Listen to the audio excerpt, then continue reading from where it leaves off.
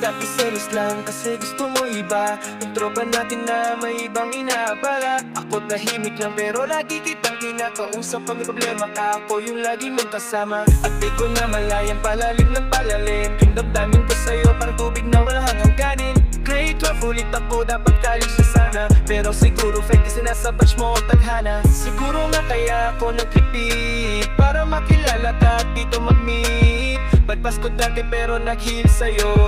Bawat ngiti mo parang answer sa tanong ko. Sa klase nating dalawa, ako'y buhay na. Pag andyan ka doon na nawawala problema. Bawat oras, bawat araling ginaganahan ako. Basta kasama ka, iba na ang mundo. Di ko nila madali, handa ako maghintay. Kahit best friend lang tingin mo, okay lang kahit tagal pa. Basta alam mo nandito ako lagi. Ipaparamdam ko, ikaw ay mahalaga.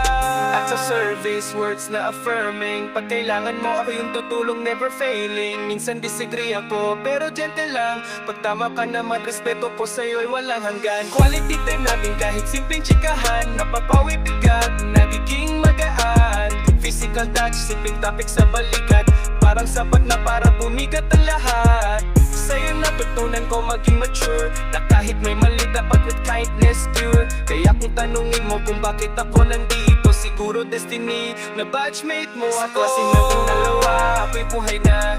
Pag andyan ka doon na nawawala problema.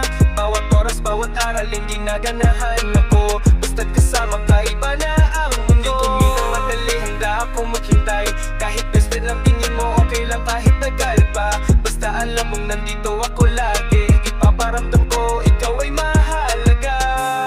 Carson Donna, Grade 12, Destiny ko, ikaw.